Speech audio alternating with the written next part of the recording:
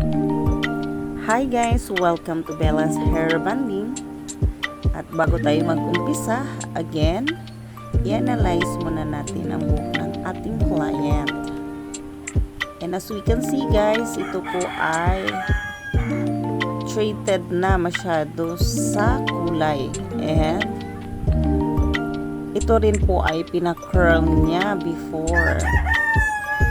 So, para sa akin guys, masasabi kong risky, and sa mga magre-riban dyan, mga nagre-riban, doble ingat tayo pagdating sa ganitong klaseng buhok. Ayan. Pero, as long as hindi naka-bleach ang kanyang hair, pwede natin siyang i-reband.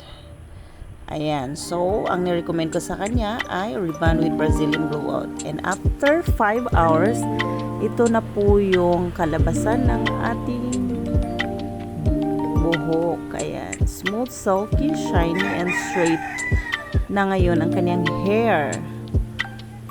So, sa gustong magpa-book guys, mag-book na po kayo, and halina't tuparin natin ang pangarap nyo.